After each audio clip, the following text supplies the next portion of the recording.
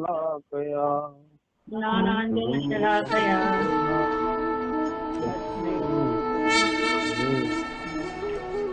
श्रीगुरवे नमः।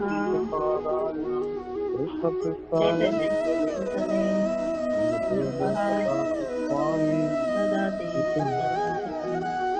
नमो आचार्य पादाय स्मिताय कृपाप्रदाय गौरकथा दामोदाय नगरदाय नम ओं विष्णुपादाय कृष्णपृष्ठाय श्रीमते भक्तिवेदांत स्वामी नमस्ते सरस्वती देवी गौरवाणी प्रचारि निर्विशेषशून्यवादी पाश्चात्य देशधारी जय श्री कृष्ण चैतन्य प्रभु नित्यानंद श्री अद्वैत गदाधर श्रीवासादि गौर भक्त वृंदा हरे कृष्णा कृष्ण कृष्ण हरे हरे हरे राम राम राम हरे हरे हरे कृष्ण శ్రీమద్ భగవద్గీత యథాతథము 9వ అధ్యాయము 4వ శ్లోకం నుండి విషయాలు తెలుసుకుందాం. ఈరోజు మనము ఇది పరమ గుప్త జ్ఞానం. దయచేసి నేను చెప్పినట్టు చెప్పండి. మయా తతమిదం సర్వం మయా తతమిదం సర్వం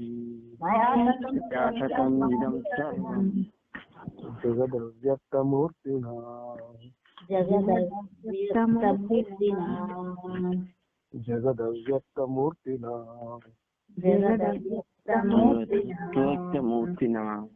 మత్స్థాని సర్వభూతాని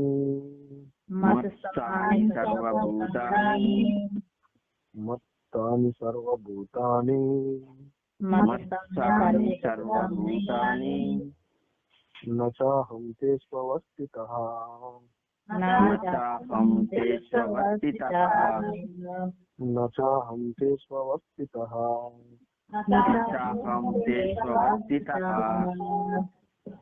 సమస్త జగత్తు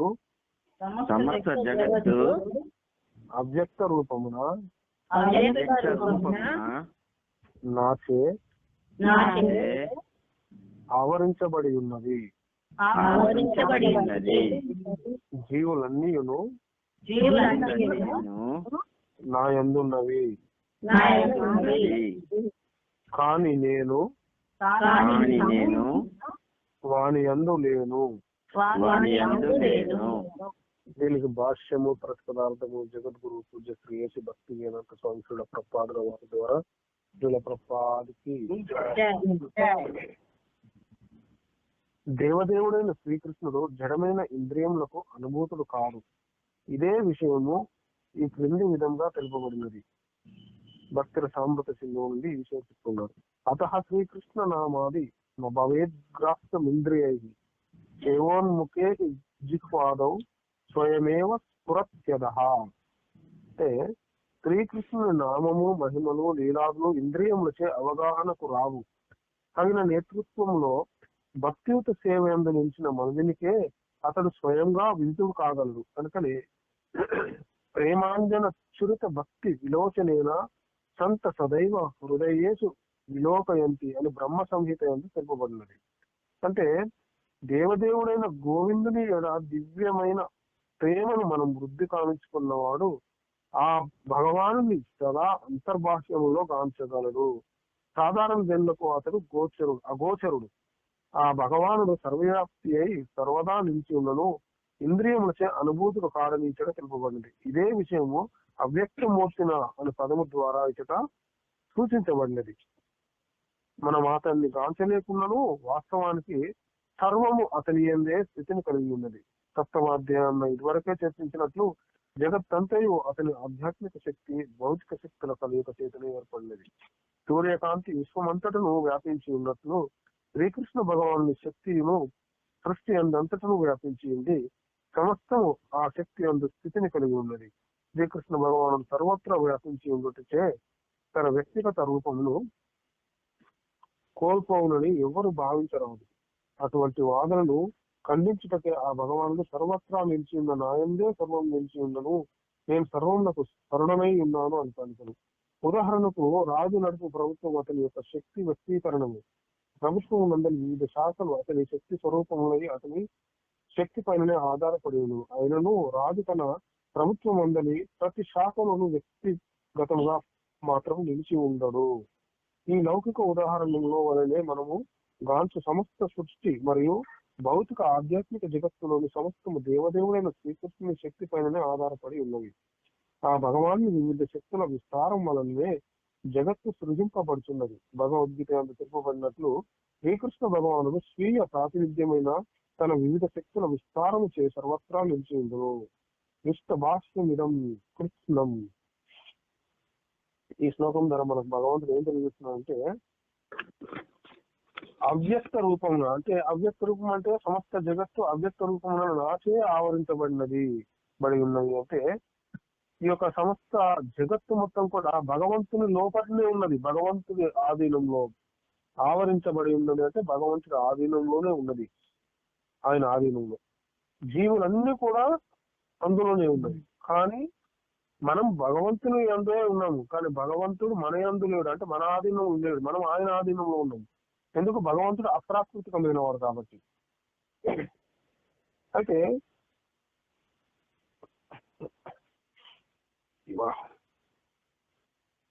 ఇక్కడ ఈ శ్లోకంలో మయా తతమిదం సర్వం జగదవ్యక్త మూర్తిన మత్తాని సర్వభూతాని నచాహం తేష్వస్థిత. అంటే ఈ కనిపించే జగత్ ఏదైతే ఉందో, ఈ జగత్తు మొత్తం కూడా భగవంతుని లోపలే ఉన్నది. అంటే భగవంతుడు సాకారుడు, నిరాకారుడు. మనం కావాలనుకుంటే మనకు ఆయన అనుకుంటే మనకు ఆ దివ్య రూపాన్ని చూపిస్తాడు భగవంతుడు. లేకపోతే అనంతమైన వ్యాప్తి కలిగి ఉంటున్నట్టు భగవంతుడు. అంటే అణువు కంటే కూడా సూక్ష్మమైన స్థితిలో ఉంటాడు, తెలుసుకోలేము మనం దాన్ని. అనంతమైన స్థితిలో కూడా ఉంటాడు భగవంతుడు. ఆ విధంగా భగవంతుడి యొక్క లీలను, ఆయన దివ్య స్థితిని మనము పరిగణ చేయలేము. మనం ఇట్లా ఉంటాడు అని మనం చెప్పే మన తరం కాదని భగవంతుని దివ్య స్థితిని. అందుకనే భగవంతుడు చెప్తున్నాడు, ఈ సర్వభూతాలు అంటే సమస్త ప్రాణికోటి అంతా కూడా నా యందే ఉన్నది, కానీ నేను వాని యందు లేను అని చెప్తున్నాడు. ఈశావాస్యమిదం సర్వం అని ఈశావాస్యోపనిషత్తు మనకు తెలియజేస్తుంది. అంటే ఈ సరాసర జగత్ అంతా కూడా ఆ పరమాత్మచే వ్యాపించబడి ఉన్నది అని తెలియజేస్తుంది అన్నట్టు. మరి ఐతరేయ ఉపనిషత్తు కూడా చాలా చెప్తుంది ఈ వ్యాపించబడి ఉన్న స్థితి. భగవంతుడు పరమాత్మ, మనం జీవాత్మను. అంటే ఆత్మాన ఇదమేక ఏకాగ్ర ఆసీత్ నాణ్య తిష్ఠింత నమిషత అని చెప్తుంది. అంటే కైక్షత లోకాన్ని సృజాయితి అని ఐతరేయ ఉపనిషత్తు చేసింది. అంటే ఈ సృష్టికి పూర్వం ఉన్నది పరమాత్మ ఒక్కడే ఉన్నాడు, మరొకటి లేదు, ఇంకొకటి. ఈ యొక్క పరమాత్మ సమస్త లోకాలన్నింటినీ కూడా సృజించే ఆలోచనతోటి సంకల్పించబడి ఈ యొక్క సమస్త జగత్తులన్నీ కూడా క్రియేషన్ చేయబడినది. అందుకని చాందోగ్య ఉపనిషత్తు చెప్తుంది, సర్వం కల్విదం బ్రహ్మ అని చెప్పబడుతుంది అన్నట్టు. అంటే ఈ నామరూపాత్మకమైనటువంటి ఈ ప్రపంచం అంతా కూడా ఆ బ్రహ్మమయమే. భగవంతుడు ఇందుగానే అందులేడని సందేహం ఏమన్నా చెప్పు, ఎక్కడైనా భగవంతుడు దివ్య స్థితిలోనే ఉంటాడు. కాకపోతే చూసే దివ్య స్థితి మనకు ఉండాలి ఫస్ట్. ఈ యొక్క భౌతిక చర్మ చక్షువులకు కనిపించాడు భగవంతుడు. ఆధ్యాత్మిక మార్గంలో వెళ్ళినప్పుడు భగవంతుడు అనుగ్రహంతో మనకు ఆయన దివ్య చక్షువులు ఇచ్చినప్పుడు మనకు ఖచ్చితంగా కనిపిస్తుంది. దానికి ఉదాహరణకు మనకు భగవద్గీతలో విరాట్ స్వరూపాన్ని అర్జునుడికి చూపించాడు, అక్కడ చాలా మందికి చూపించాడు భగవంతుడు తన దివ్య స్వరూపాన్ని. అంటే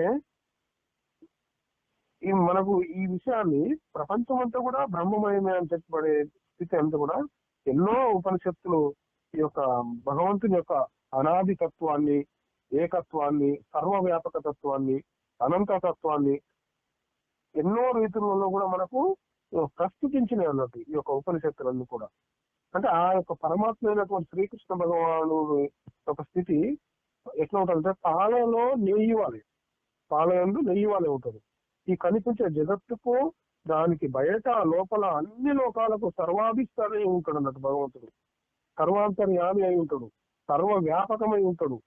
ఆ దివ్య స్థితిలో ప్రకాశిస్తూ ఉంటాడు అన్నట్టు భగవంతుడు. ఇది ఎవరికి తెలుస్తుంది? బ్రహ్మవీరులందరూ కూడా ఈ విషయాన్ని తెలుసుకున్న పరమ సత్యం అన్నట్టు ఇది. మరి ఏ రూపంగా వ్యాపించి ఉన్నాడు భగవంతుడు? ఇది కూడా కావాలి కదా మనకు. అవ్యక్తమూర్తిన వ్యక్తం కాని రూపంలో మన ఇంద్రియ మనోబుద్ధులకు గోచరం కాని విధంగా సర్వవ్యాపకత్వాన్ని కలిగి ఉంటాడు భగవంతుడు. మనకు కావాలనుకున్నప్పుడు మనకు దివ్యమైన కృష్ణ రూపంలో కనిపిస్తాడు భగవంతుడు, దశావతార రూపంలో కనిపిస్తాడు. కానీ వ్యక్తం కాని స్వరూపంలో అవ్యక్తమూర్తిన అని చెప్పబడుతుంది ఇక్కడ. మన ఇంద్రియ మనోబుద్ధులకు గోచరం. స్వయంగా భగవంతుడు అర్జునుడికి భగవద్గీత బోధిస్తున్నప్పుడే ఆయనకు నీకు ఈ యొక్క భౌతిక చక్షులతో నన్ను చూడలేవు అని దివ్య చక్షులను ప్రసాదించింది భగవంతుడు. ఎందుకు? ఆయన భగవంతుడి యొక్క అత్యంత ప్రియమైన వాడు కాబట్టి అర్జునుడు. ఆ విధంగా భగవంతుడు కరుణ ఉంటే ఏదైనా మనకు గోచరం అయ్యే విధంగా చేయగలడు భగవంతుడు. సర్వకారణ కారణుడు భగవంతుడు అన్నట్టు. అట్లా అయితే ఇదే విషయాన్ని ఒకసారి మునులందరూ కూడా గరుత్మంతుని అడుగుతారు, ఈ యొక్క భగవంతుని స్వరూపం ఎట్లా ఉంటది ఒకసారి చెప్పుకున్నప్పుడు. ఒకసారి ఈ యొక్క హిమవత్ పర్వతాల మీద మునులు సిద్ధులు అందరూ కలిసి గోష్ఠి చేసుకుంటున్నారు అన్నట్టు, గోష్ఠి. అప్పుడు అక్కడికి గరుత్మంతుడు వస్తారు అన్నట్టు. వాళ్ళందరూ కూడా ఏం చేస్తారు?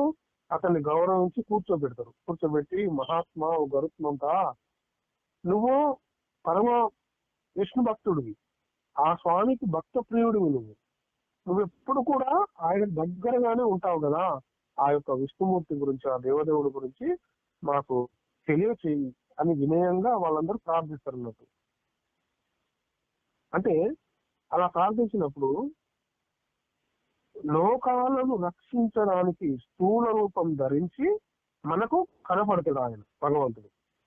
ఆ దేవదేవుడు ఈ భూమి మీద ఏదైతే దయతోటి నాకు అనేక అద్భుతాలను చూపించాలని గరుత్మంతుడు చెప్తున్నాడు ఆ యొక్క మునులకు సిద్ధులకు కూడా.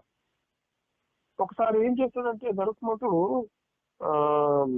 దేవేంద్రుని జయించి అమృతం తీసుకువెళ్తుంటే ఆకాశం నుండి వినబడుతుంది ఒక దివ్య వాణి, పక్షిరాజా మెచ్చాను నీ శౌర్యానికి, నీకు వరమిస్తాను అని వినబడుతుంది అన్నట్టు. ఆ వాయిస్ ఏం కావాలో కోరుకో అని చెప్తుంది గంభీరంగా. అంటే ఆ మాటలు ఎట్లుంటే మృదు గంభీరంగా ఉంటాయి అన్నట్టు, వినిపిస్తాయి అన్నట్టు. ఎవరికి? ఈ యొక్క గరుత్మంతుడికి ఆశ్చర్యం కలుగుతుంది అన్నట్టు. ఆ యొక్క గరుత్మంతుడికి ఎంతో ఆనందపడి, అసలు నువ్వు ఎవరివి, ఎక్కడి నుండి మాట్లాడుతున్నావు, నాకు తెలియదు, తెలియచెప్పి వరమి అని వేడుకుంటాడు అన్నట్టు ఈ గరుత్మంతుడు. అప్పుడు భగవంతుడు ఏం చెప్తాడు? కాలంతో పాటే నన్ను తెలుసుకుంటావులే నువ్వు, నాకు వాహనంగా ఉండు అని ఉజ్వల తేజోమయమైన దివ్యమైన రూపంతో ఒకసారి ప్రత్యక్షమవుతాడు భగవంతుడు అక్కడ. అప్పుడు ప్రత్యక్షంగా ఏం చేస్తాడు? గరుత్మంతుడికి దేవదానవులందరినీ కూడా జయించగలిగేటువంటి శక్తిని ఇస్తాడు అన్నట్టు ఆ గరుత్మంతుడికి. అంటే జరామరణాలు లేకుండా చేస్తాడు అన్నట్టు. అప్పుడు ఆ గరుత్మంతుడు భగవంతుడికి సాష్టాంగపడి, దేవా నీకు నా యొక్క ధన్యవాదాలు, నీకు వాహనాన్ని అవుతాను తండ్రి, నువ్వు రథం ఎక్కితే నేను జెండానై ఉంటాను దానికి అని చెప్తాడు అన్నట్టు.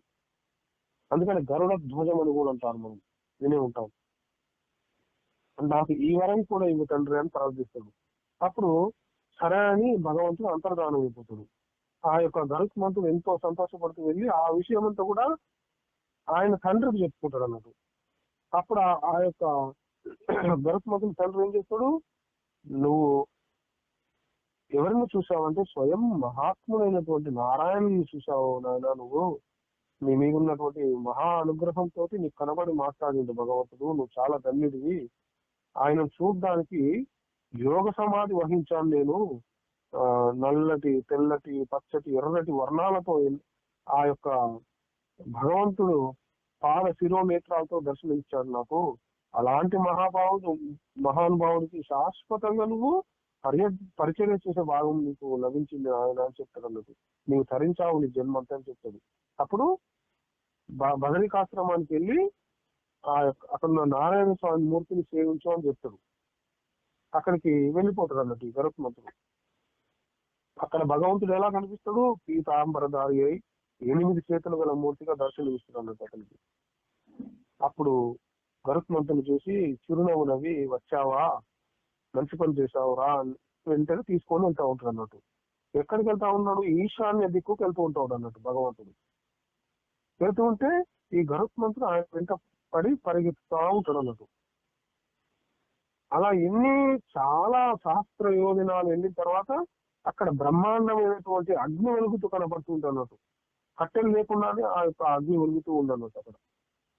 ఆయనే ఈ యొక్క భగవంతుడు అగ్నిలోకి ప్రవేశిస్తాడు. ప్రవేశించినప్పుడు అందులో ఎవరుంటారు? శివుడు పార్వతితో సహా కలిసి తపస్సు చేస్తూ ఉంటాడు అందులో. అప్పుడు అక్కడ కాసేపు ఏం చేస్తాడు? శివ పార్వతులతోటి మాట్లాడి ఆ అగ్నిని దాటి వెళ్ళిపోతూ ఉంటాడు అన్నట్టు ఈ భగవంతుడు. అప్పటికే ఈ గరుత్మంతుడు చాలా అలసిపోయాడట. అలసిపోయి అయినా సరే వెంటపడి అలాగే నడుచుకుంటాడు. కొంత దూరం వెళ్ళిన తర్వాత సూర్య కిరణాలు కూడా చొరబడడానికి వీలైన మహా తపస్సులోకి ప్రవేశిస్తాడు అన్నట్టు భగవంతుడు. అక్కడికి వెళ్ళేసరికి ఏమవుతుంది? కళ్ళు కనిపించట్లేదు గరుత్మంతుడికి. భయం అవుతుంది అన్నట్టు. వెంటనే దేవదేవ నాకు దిక్కు తెలియడం లేదు, నన్ను కరుణించు అని ప్రార్థిస్తాడు భగవంతుని. వెంటనే అక్కడ ఏం చెప్తాడు? ఇదిగో ఇటువైపు కూడా అనే శబ్దం వినిపిస్తుంది భగవంతుని వాయిస్. అంటే అప్పుడు గరుత్మంతుడు భగవంతుని ప్రార్థిస్తాడు, తండ్రి నాకు మనస్సుకు ఖేదం, శరీరానికి అలసట ఎక్కువైపోయినాయి తండ్రి, ఈ చీకట్లో కళ్ళు కనిపించడం లేదు, శరణు దయ చూపించు తండ్రి అని ప్రార్థిస్తాడు అన్నట్టు దీనంగా. వెంటనే అక్కడ చీకటి అంతా పోయి ప్రకాశవంతమైనటువంటి ప్రభాకరంలాగా వెలిగిపోతూ కనిపిస్తాడు అన్నట్టు భగవంతుడు. ఆ ప్రదేశం అంతా సూర్యచంద్ర నక్షత్రాలు కూడా చేరరాని స్థితిలో ఉంటుంది అన్నట్టు. అదంతా కూడా ఎన్నో తామర కొలంలు ఉంటాయి అక్కడ. మృదుమధుర సంగీతాలన్నీ వినిపిస్తూ ఉంటాయి. అప్సరసలను మించినటువంటి దివ్యాంగంలో కనిపిస్తారు అన్నట్టు అక్కడ. వాళ్ళందరి పూజలను అందుకుంటూ వెళ్తున్నాడు అన్నటువంటి ఆ యొక్క మహాత్ముడు భగవంతుడు. ఆ ప్రదేశానికి వెళ్ళేసరికి అదంతా అగ్నిమయం అయిపోయి మళ్ళీ భయంకరంగా వెలిగిపోతా ఉన్నది అన్నట్టు అదంతా. ఆయన కనిపించలేదు భగవంతుడు. మళ్ళీ భయం వేస్తుంది. దేవా రక్షించు రక్షించు అని మళ్ళీ దీనంగా ప్రార్థిస్తాడు. భగవంతుడు చెప్తాడు, ఏం చెప్తాడు? వినతస్తా, భయపడకు, మమతాహంకారాలు విడిచిన శాంతమూర్తులు మాత్రమే నన్ను చూడగలుగుతున్నారు. నువ్వు నిష్ఠతో నన్ను తలుచుకుంటున్నావు కాబట్టే నీకు నేను స్థూల రూపంలోనే కనిపించాను అనే ఎంతో చల్లటి మాటలు వినిపిస్తాయి అన్నట్టు అతనికి. ఆ అగ్ని మొత్తం ఆరిపోతుంది. అప్పుడు ఈ గరుత్మంతుడు ఇంకొంత దూరం భగవంతుడితో వెళ్తాడు అన్నట్టు. ఆ కొంచెం సేపటికి భగవంతుడు అంతర్హితుడు అయిపోతాడు. అప్పుడు భగవంతుడి యొక్క సూచనలు ఇటు ఇలా అటు అలా అని చెప్తుంటే ఆ యొక్క సూచనలు ఆధారం చేసుకుని ముందుకు వెళ్తాడు అన్నట్టు ఈ యొక్క గరుత్మంతుడు. ఒక అందమైన సరస్సు కనిపిస్తుంది. అందులో ఆనందంగా స్నానం చేస్తూ కనిపిస్తూ ఉంటాడు ఆ భగవంతుడు. వేద శబ్దాలు వినిపిస్తూ ఉన్నాయి. ఎవ్వరు కనిపించడం లేదు అక్కడ. అనేక మంది సుపర్ణులు ఆయన మీద విరుచుకుపడుతూ ఉంటారు. ఎవరి మీద? ఈ యొక్క గరుత్మంతుడి మీద. అప్పుడు వెంటనే అతను ఏం చేస్తాడు? గరుత్మంతుడు నారాయణమూర్తిని స్తుతిస్తూ చేతులు జోడిస్తాడు. అప్పుడు అభయం వినిపిస్తుంది, భయపడకు అని. కళ్ళు తెరిచేసరికి ఎప్పటిలాగానే బదరికాశ్రమంలోనే ఉంటాడు అన్నట్టు ఈ యొక్క గరుత్మంతుడు. అంటే ఆయన గరుత్మంతుని ఎదుట 8 చేతులతో కూడిన స్వరూపంతో నిలబడ్డాడు అన్నట్టు భగవంతుడు. సంతోషం, ఆనందం కలుగుతాయి. ఆ యొక్క భగవంతుని పాదాలను తాకి కళ్ళకు అద్దుకుంటాడు. అప్పుడు చెప్తాడు దయతోటి ఆయన వైపు చూసి, వినక తనయ, నా స్వరూపం ఎవ్వరికీ తెలియదు, సకల భూతాల్లోనూ ఉంటాను నేను. ఇప్పుడు ఈ శ్లోకం చూడ ఏం చెప్పబడుతుంది? భగవంతుడు సకల లోకాలు, సకల భూతాలు ఆయనలోనే ఉంటాయి, కానీ ఆయన అందులో ఉండడు. భగవంతుడు చెప్తున్నాడు, సకల భూతాల్లో ఉంటాను, అవన్నీ కూడా నాలోనే ఉంటాయి, కానీ నేను వాటిలో ఉండను. వాసుదేవ, సంకర్షణ, ప్రద్యుమ్న, అనిరుద్ధులు అనే పేర్లతో 4 రకాలుగా విభజింపబడి ఉంటాను నేను. ఆత్మ, బుద్ధి, అహంకారం, మనస్సు అనే ఈ రూపాలతో వ్యాపించి ఉంటాను నేను. అయితే ఏకాంత ధ్యానపరులు మాత్రమే నా సూక్ష్మ రూపం తెలుసుకోగలుగుతారు. నువ్వు నా భక్తుడవై నన్ను తెలుసుకో అని అనుగ్రహిస్తాడు అన్నట్టు ఆ యొక్క గరుత్మంతుని. ఆ విధంగా ఈ గరుత్మంతుడు ఆ యొక్క ఋషులకు, మునీశ్వరులకు అందరికీ భగవంతుడి యొక్క దివ్య లీలలన్నీ కూడా వివరించి చెప్తాడు. తను ఏవైతే తెలుసుకుంటాడో ఆ లీలలు. ఆ విధంగా భగవంతుడు సర్వవ్యాపకుడు అయి ఉంటాడు, సూక్ష్మాతి సూక్ష్మ రూపంలో కూడా ఉంటాడు అన్నట్టు. అంటే భగవంతుడు ఏ రూపంలో వ్యాపించి ఉన్నాడు అంటే అవ్యక్త మూర్తిని, అంటే వ్యక్తం కాని రూపంలో మన ఇంద్రియ మనోబుద్ధులకు గోచరం కాని విధంగా బాహ్యాభ్యంతరాలందు అంతటా వెలిగే సర్వవ్యాపక మూర్తి అన్నట్టు భగవంతుడు. ఒక వ్యక్తిగానో లేకపోతే ఒక చోట ఉన్నవాళ్ళ ఎలా ఊహించగలుగుతాం ఆయన మనం? ఆకాశాన్ని గుప్పిట పట్టడం కానీ, సాగర జలాన్ని అంతటిని కూడా అవపోతన పట్టడం కానీ సాధ్యం కాదు. సమస్త సృష్టి అంతా కూడా లోకాలన్నిటి అందు ఉన్న ఆ దేవదేవుని మనం ఈ చర్మచక్షులతో చూడలేము అసలు. పరమాత్మ సాకారుడు, నిరాకారుడు, నిరంజనుడు, నిర్వికారుడు, నిర్లిప్తుడు, అప్రమేయుడు. అప్రమేయుడు అంటే ఏ ప్రమాణానికి అందని వాడు భగవంతుడు. అంటే అవాంగన గోచరమైనటువంటి అతీంద్రియ మనో దివ్య చైతన్య ఆ శక్తిని మనం మాటలతో ఎట్లా వర్ణించగలుగుతాం? మన ఆత్మను ఒక భౌతిక శక్తిగా మనం తెలియలేము. వేదాలు, శాస్త్రాలు, పరమాత్మ అంటే ఇది కాదు అని చెప్పగలిగే కానీ నిర్దిష్టంగా ఇట్లాంటి స్వరూపుడు అని చెప్పలేకపోయింది. అంటే అనంతమైన స్థితిలో ఉంటాడు ఆయన. ఆయనను వర్ణించడం ఎవరి వల్ల కాదన్నట్టుగా. అంటే యతో వాచో నివర్తంతే అప్రాప్య మనసా సహా అని తైత్తరీయ ఉపనిషత్తు చెబుతుంది. అంటే ఈ యొక్క పరబ్రహ్మాన్ని తెలుసుకున్న జాలక మనస్సు, వాక్కు వెనుకకు మరలినాయని చెప్తుంది. అంటే అలాంటి పరబ్రహ్మం అత్యంత సూక్ష్మమైన చేత అవ్యక్తం, కానీ ఆకాశంలో సర్వగత. ఆకాశం వల్ల ఆత్మ సర్వవ్యాపకమైనది, సూక్ష్మమైనది కూడా అనే విషయాన్ని మనం తెలుసుకోవచ్చు. మత్తాని సర్వభూతాన్ని అంటే ఈ సమస్త ప్రాణకోటి నాయందే ఉన్నది. ఆత్మో ఇది ఆత్మ అంటే ఆత్మ సర్వత్ర వ్యాపించే లక్షణం కలది, సర్వవ్యాపకమైనది కనుక సర్వలోకాలు అందులో నివసించే సర్వ ప్రాణికోటి కూడా సహజంగానే పరమాత్మనే అధిష్టానంగా సర్వాధారంగా కలిగి ఉంటుంది అన్నట్టు. ఈ విధంగా భగవంతుడి యొక్క దివ్య స్థితిని మనము ఏ ప్రకారం కొలమానం చేత కొలవలేము మనం అసలు. ఇదే విషయాన్ని మనకు భగవద్గీత తెలియజేస్తుంది. మత్త పరతరం నాణ్య కించిదస్తి ధనంజయ మరి సర్వవిధం ప్రోతం సూత్రే మణిగణ ఇవ. అంటే ఈ సృష్టికి నేనే పరమ కారణం. ఈ జగత్తులోని వస్తు సముదాయం అంతా కూడా అంతఃసూత్రంలో కూర్చోబడిన మనలో లాగా నాయందే కూర్చోబడినవి. అంటే సృష్టికి అంతటికి నేనే ఆధారభూతంగా ఉన్నాను అని చెప్పబడుతుంది. అంటే అంతేకాదు ఇక్కడ నేనే జీవనం సర్వభూతేషు, అందరిలో కూడా జీవనాన్ని నేనే అంటున్నాడు. బీజం మాం సర్వభూతానాం అని చెప్తున్నాడు భగవంతుడు. ఇంకా సమస్త ప్రాణికోటికి నేనే అధికారము అని చెప్తున్నాడు. ఆది కారణంలో వాసుదేవ సర్వమితి, సర్వము వాసుదేవమయమే అనే విషయాన్ని కూడా మనం తెలుసుకోవాలి ఇక్కడ. అంటే ఇవన్నీ కూడా మత్స్థాని సర్వభూతాలు అనే భావాన్ని సమర్థించేవి మనకి ఈ శ్లోకంలో. మత్స్థాని సర్వభూతాన్ని. మరి దీనికి మళ్ళీ వ్యతిరేకం ఏముంది ఇక్కడ? నచ అహం తేషు అవస్థిత అంటే నేను ఏంటంటే ఆ ప్రాణులు ఏందు ఉండుట లేదు నేను అని దీని అర్థం. భూతములన్నీ కూడా నా యందు ఉన్నవి ఒక చోట చెప్తున్నాడు పైన, నేను అదే నేనని మరొక చోట చెప్తున్నాడు ఇదే శ్లోకంలో. అంటే ఇది పరస్పర విరుద్ధంగా ఉన్నది. కానీ మనం లోతుగా ఆలోచించి చూస్తే దానిలో నిజం మనం అర్థం చేసుకోవచ్చు, అవగాహన చేసుకోవచ్చు. అంటే భగవంతుని యందు భూతములు సర్వలోకాలు సర్వభూతాలు ఉన్నమాట వాస్తవమే. అంటే ఈ ప్రాణికోటికి అంతటికి పరమాశ్రయము సర్వాధారము ఆ భగవంతుడే. మరి భగవంతుడు లేనిదే భూత సృష్టి ఉండదు అసలు. సృష్టికి ముందు సృష్టి తర్వాత కూడా భగవంతుడు త్రికాల సత్యంగా ఆయన మహిమ ఉంది, తాను ప్రతిష్ఠితుడై ఉంటాడు, సుప్రతిష్ఠుడై కనుగొంటుతూ ఉంటాడు భగవంతుడు. అంటే భగవంతుని ఉనికికి భూతముల ఆధారం కావు. ఈ దృశ్యమైన జగత్తు నిత్యం కాదు.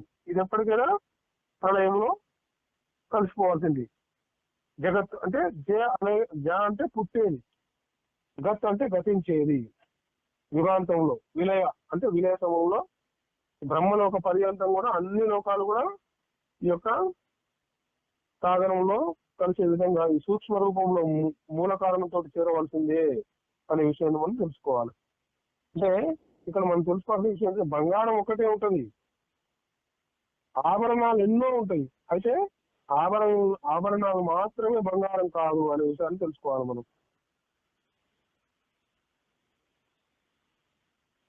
సముద్రంలో తరంగాలు ఉంటాయి, కానీ తరంగాలలో సముద్రం ఉండదు అనే విషయాన్ని తెలుసుకోవాలి. ఇంకొక రకంగా కూడా చెప్తుంది శాస్త్ర ప్రమాణం మనకు. మృత్తిక ఒకటే, మృత్తిక అంటే మట్టి ఒకటే. ఘటాలు ఎన్ని రకాలు ఉంటాయి అంటే మట్టి పాత్రలు, మట్టి కుండలు రకరకాలు తయారు చేస్తారు. కానీ ఆ మట్టి పాత్రలే మట్టి కాదు, ఆ ఘటాలే మట్టి కాదు అనే విషయాన్ని మనం తెలుసుకోవాలంటే ఈ భగవంతుడు దేవదేవుడు అవ్యక్తమూర్తి అన్నప్పుడు నిరాకారుడు సర్వవ్యాపకుడు అని కూడా మనం తెలుసుకోవచ్చు ఇక్కడ.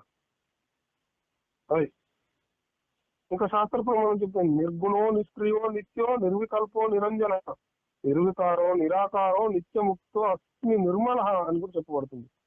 అంటే భగవంతుడు అశాశ్వతము, అనిత్యము, నిత్య పరిణామి అయినా కూడా ప్రపంచం సముద్రంలోని అలల వల్ల పుట్టి పెరిగి ఇది లయిస్తూనే ఉంటుంది, కానీ శాశ్వతంగా ఉండగలదు. అలలు సాగరంలో ఉంటాయి కదా, కానీ అలలే సాగరం కాదు, సాగరము అలలు ఉంటాయి. మరి ఈ అలలకు సాగరమే ఆధారం, ఈ సాగరానికి అలల ఆధారం కాదు కదా. అతనే భగవంతుడు దేవదేవుడైన శ్రీకృష్ణ భగవానుడు శాశ్వతం, ఈ జగత్తు అశాశ్వతం. ఈ జగత్ అంతా కూడా పరమాత్మ ఉంటది అన్నట్టు, పుట్టి పెరిగి లయం అయితేనే ఉంటది. కానీ భగవంతుడే ఈ అంతరికి కూడా ఆధారమై ఉన్నాడు. పరమాత్మ నిత్యం, జగత్తు అనిత్యం. ఈ భగవంతుడి చేతనే ఈ విశ్వం అంతా కూడా పరివ్యాప్తమై ఉన్నదనే విషయాన్ని మనం ఈ శ్లోకం ద్వారా తెలుసుకోవచ్చు. అంటే ఇక ఫైనల్ గా మనకు అర్థం చేసుకోవాల్సింది ఏంటంటే ఈ యొక్క భగవంతుడే సృష్టి స్థితి లయాలకు ఆది కారణమై ఉన్నాడు, సర్వకారణ కారణమై ఉన్నాడు. ఆయనకు కూడా ఆయన కర్తృత్వం లేదు, ఇదంతా కూడా ఆయన లీల లేకపోతే మాయ. ఆయన ప్రభావం వల్లనే ఈ ప్రకృతి ఆడించే జగన్నాటకం అన్నట్టు ఇది. ఈ సృష్టి కార్యం ఏదైతే ఉందో ఇదంతా కూడా ప్రకృతి కార్యం మాత్రమే అయినది, ఇది శాశ్వతం కాదు. కానీ ఆయన శాశ్వతుడు, దేవదేవుడు. ఆ విషయాన్ని మనం తెలుసుకోవాలన్నట్టు. అదే భాగవతం కూడా తెలియజేస్తుంది మనకు. ఎవరికైనా ఏం సందేహాలు లేదు? హరే కృష్ణ ప్రభుజీ. చెప్పండి. అయితే అంత మనలోనే ఉంటది అంటారు కదా ప్రభుజీ కొంతమంది. నా క్వశ్చన్ కూడా అదే ప్రభుజీ. భగవంతుడు మా జీవులలో కూడా పరమాత్మ రూపంలో భగవంతుడు ఉంటాడు అని అంటున్నారు కదా. ఇక్కడేమో సమస్త రూపంతో నాతో ఆవరించబడి ఉన్నది అని చెప్తున్నారు. జీవులన్నీ నా యందున్నది కానీ నేను వాని యందు లేదని చెప్తున్నారు. పరమాత్మ మన అంతరంలో ఉంటాడు అనేది కూడా చెప్తుంటారు కదా. తైత్తరీయోపనిషత్తులో ఒక వృక్షం పైన 2 పక్షులు, స్నేహితుల పక్షులు ఉన్నట్టుగా ఒక జీవాత్మ పక్షేమో కర్మలు చేస్తూ ఉంటది, పరమాత్మ పక్షేమో మౌనంగా చూస్తూ ఉంటది. అందుకనే అణువు కంటే అణువు, అర్థమైందా? అణువు కంటే అణువై ఉన్నాడు, అనంతమై కూడా ఉన్నాడు భగవంతుడు అనేది తెలుసుకోవాలి. అంటే మనం భగవంతుడిలోనే ఉన్నాము. మరి భగవంతుడు మనలో లేడు, కానీ మనం ఆయనలో ఉన్నప్పుడు ఆయనకు అతీతం కాదు కదా మనము. మనం ఆయనలో ఉన్నప్పుడు ఇప్పుడు మన చెయ్యి ఉన్నది, చెయ్యి ఇది మన శరీరంతో కలిసే ఉన్నది. కానీ ఈ చేతిలో ఈ శరీరం లేదు కదా, ఉన్నదా? లేదు. మరి అట్లాంటప్పుడు అట్లా అనుకున్నప్పుడు ఈ చెయ్యి ఏదైతే ఉన్నదో మన శరీరానికి కాకుండా అది ప్రత్యేకంగా ఉన్నదని చెప్పగలమా మనం? అవునా? అట్లనే అంటే ఈ చెయ్యి ఉన్నది, కదులుతున్నదంటే ఈ శరీరం ఆజ్ఞలతోటే కదా జరిగేది ఇది. అట్లనే భగవంతుడు మనలో ఉన్నాడు, జీవాత్మ పరమాత్మ 2 రకాలుగా ఉంటాడు. అణువు కంటే అణువు అంటే అర్థం చేసుకోవాల్సింది వస్తే అక్కడే మనం ఈ విధంగా విశ్వవ్యాప్తమైన శక్తి అంటే సమస్త లోకాలు కూడా వచ్చేస్తాయి మళ్ళీ అక్కడికి. అర్థమైందా? అందుకని మనకు భగవంతుడు కోసం ఇంకా తెలుసుకోవాలనుకున్నప్పుడు శాస్త్రం ఏం చెప్తుంది మనకు బ్రహ్మ సంహిత కూడా ప్రమాణం చెప్తుంది. యస్యా ప్రభా ప్రభవతో జగదండ కోటి స్వశేష వసుధాది విభూతి భిన్నం తద్బ్రహ్మ నిష్కలమనంతమశేష భూతం గోవిందమాది పురుషం తమహం భజామి. కోటి కోటి బ్రహ్మాండాలలో అశేషమైన వసుధాది ఐశ్వర్యముల ద్వారా వెలుగొందుతున్నటువంటి నిష్కలంక అనంత అశేష బ్రహ్మం ఎవరి కాంతి చేత ఉత్పన్నమైనదో అట్టి ఆది పురుషుడైన గోవిందుని నేను భజిస్తున్నాను. చూడు ఎన్ని కోటి బ్రహ్మాండాలకు అశేష వసుధాది ఐశ్వర్యాల ద్వారా వెలుగొందుతున్నాడు అని చెప్తుంది ఇక్కడ.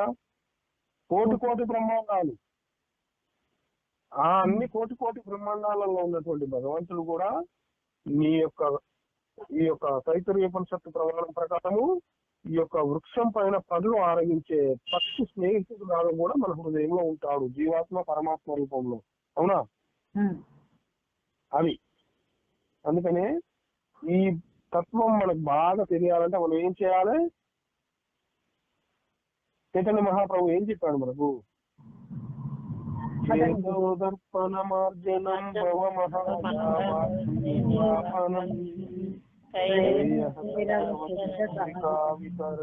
విద్యావధూనం ఆనందాంబుదివర్ణనం ప్రతిపదం పూర్ణామృతాస్వాదనం శ్రీకృష్ణ సంకీర్తనం. ఈ విధంగా మనం ఎప్పుడైతే ఆ యొక్క చైతన్య మహాప్రభు ఇచ్చినటువంటి వాటికి కట్టుబడుతామో మనం తప్పకుండా ముందుకు వెళ్తున్నాము. ఇంకెవరికైనా సందేహాలు రాజశేఖర ప్రభు? ఇంకా లేవు ప్రభుజీ. అంటే ఇదంతా భగవంతుల్లో ఉంది, కానీ మన దాంట్లో అవన్నీ లేవు అంతే. మనం అందులో ఉన్నాం అంతే, ఆయన బయట ఉన్నాడు, ఆయన మనకు మూలం. కానీ అంత మనలో ఉందంటే మళ్ళీ మనం భగవంతులం అయిపోతాం. మనమేమనుకుంటాం, మనం స్వల్ప స్థితిలో ఉండి కూడా భగవంతుడు లేదా ఈ ప్రకృతిని నా ఆధీనంలో ఉంచుకోవాలి, ఇవన్నీ నా కంట్రోల్లో ఉండాలని విర్రవీగిపోతా ఉంటాం. కొంత స్వల్ప స్వేచ్ఛకే మనకు స్వేచ్ఛ ఇచ్చినందుకే. మరి పూర్ణ స్వేచ్ఛ ఇస్తే మనం ఎక్కడ అవుతాం? ఇంకా అది మన పరిస్థితి. ఇంకెవరికైనా సందేహాలు ఉన్నాయా? ప్రభుజీ ఇక్కడ ఉదాహరణ గరుత్మంతుడిది చెప్పారు కదా, అంటే అది ఇప్పుడు విష్ణువుకి వాహనము గరుత్మంతుడు అని అతనికి విశ్వరూపము చూపించాడా ప్రభు? భగవంతుడు ఎలా సర్వ వ్యాపకుడై ఉన్నాడు, మన మీద దయతోటి ఎలా తన దివ్య రూపాన్ని మనకు చూపిస్తాడు. భగవంతుడు అనంత వ్యాపి అయి ఎలా ఉంటాడు, మన కోసం ఎలా తన రూపాన్ని తీసుకొని అనుగ్రహిస్తాడు మనల్ని చెప్పాడు అక్కడ ఆ మునీశ్వరులందరికీ. ఎందుకంటే భగవంతుడితోటే ఉంటాడు కదా ఆయన వాహనం అయ్యి.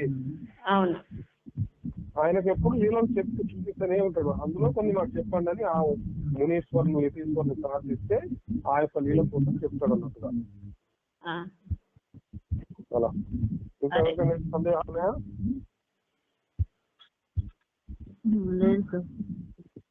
ఓకే, ముగిస్తున్నాం. గ్రంథరాజ్ శ్రీమద్ భగవద్గీతకి సనాతన గురు పరంపరకి హరే కృష్ణ కృష్ణ కృష్ణ హరే హరే, హరే హరే, హరే రామ రామ రామ హరే హరే.